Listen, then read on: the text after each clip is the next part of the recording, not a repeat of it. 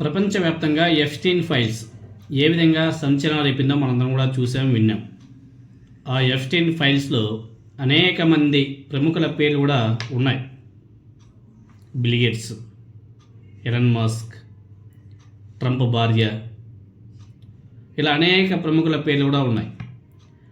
ఈ Epstein ఫైల్స్లో bill gates గారి పేరు ఉన్న తర్వాత కూడా ఆయన మీద ప్రపంచవ్యాప్తంగా ఒక నెగిటివ్ వార్తలు వస్తున్నప్పటికీ ముఖ్యమంత్రి నారా చంద్రబాబు నాయుడు గారు బిల్ గేట్స్ని ఆంధ్రప్రదేశ్కి పిలిపించి చాలా హడావిడి చేశాడు, హంగామా చేశాడు.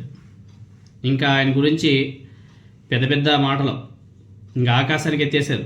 ఇంకా వాళ్ళ మీడియా అయితే గతంలో బిల్ గేట్స్ గారి గురించి నెగిటివ్గా రాసినటువంటి వార్తను కూడా మర్చిపోయి చంద్రబాబు నాయుడు గారిని కలిసేలోపు ఆ బిల్ గేట్స్ గారు ఈ పచ్చ మీడియాకి మంచోడు అయిపోయాడు. అంతకుముందేమో సుఖవ్యాధులతో బిల్ గేట్స్ అని చెప్పేసి రాసినటువంటి ఈ పచ్చ మీడియా చంద్రబాబు నాయుడు గారిని కలిసిన తర్వాత బిల్ గేట్స్ ఆహో ఓహో ఓహో ఆహో అని చెప్పేసి ఏ విధంగా ప్రగల్భాలు పలికారో, ఏ విధంగా గాలి జాకెట్ పెట్టి లేపారో మీరందరూ కూడా చూశారు. ఎఫ్స్టీన్ ఫైల్స్లో బిల్ గేట్స్ గారి పేరు ఉంది, ఆయన తప్పు చేశాడు, ఆయన రష్యన్ మహిళలతో సహజీవనం చేశాడు, ఇవన్నీ కూడా ప్రపంచవ్యాప్తంగా వెళ్ళే. రీసెంట్గా ఢిల్లీలో ఏఐ సమ్మిట్ పెడితే కేంద్ర ప్రభుత్వం ఆ సమ్మిట్కి ఈయనకి ఆహ్వానం కూడా పంపలేదు కేంద్ర ప్రభుత్వం బిల్ గేట్స్ గారికి. ఇన్విటేషన్ కూడా పంపించలే, ఎందుకంటే ఆయన మీద ఆల్రెడీ ఆరోపణలు ఉన్నాయి కాబట్టి. అలాంటి ఆరోపణలు ఉన్నటువంటి వ్యక్తిని చంద్రబాబు నాయుడు గారు ఆంధ్రప్రదేశ్ తీసుకొచ్చి బాబా ఏమి హడావిడి చేశారు, ఏంది కథ మీరంతా కూడా చూశారు కదా.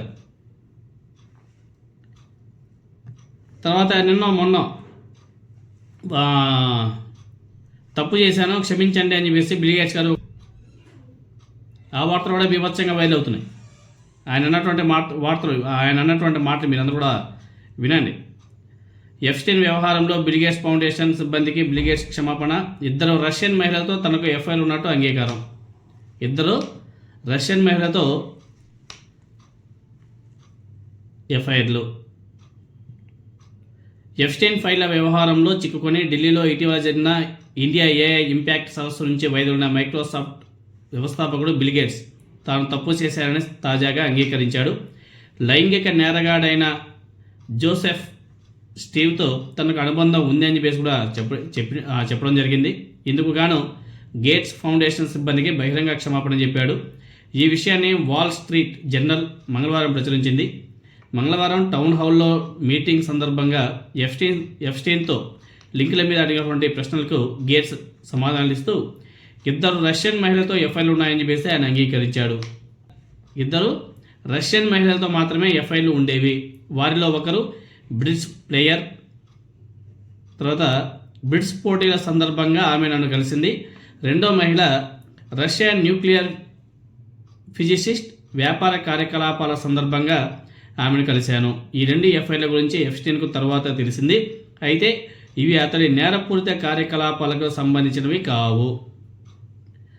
ఓ మైనర్తో లైంగిక కార్యకలాపాలు గడిపారని 2008లో ఎఫ్స్టీన్ నేరాంగీకారం ఇచ్చాడు. ఆ తర్వాత 3 ఏళ్లకు 2011లో అతడితో తొలిసారి భేటీ అయ్యాను. అయితే అతడి నేపథ్యాన్ని సరిగా తెలుసుకొని ఉండాల్సింది. ఎఫ్స్టీన్ వ్యవహారంలో తన మాజీ భార్య మెలిందా ఫ్రెంచ్ గేట్స్ ఎప్పుడు అనుమానిస్తూ ఉండేది. 2013లో ఆమె ఆందోళన వ్యక్తం చేశాక కూడా అతడితో భేటీలు కొనసాగించాను. 2014లో ప్రైవేట్ జెట్లో ఎఫ్స్టీన్స్తో కలిసి ప్రయాణించాను. ఇతడిని కలవడం ఇదే చివరిసారి అని చెప్పేసి బిల్ గేట్స్ చెప్పడం జరిగింది.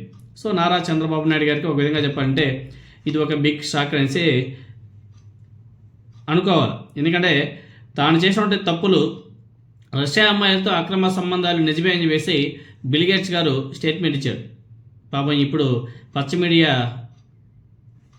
గొంతులో వెలక్కాయ పడినట్టు ఉంటుందేమో. పాపం చంద్రబాబు నాయుడు గారు ఈ వార్త చదివితే పాపం బాధపడతారు.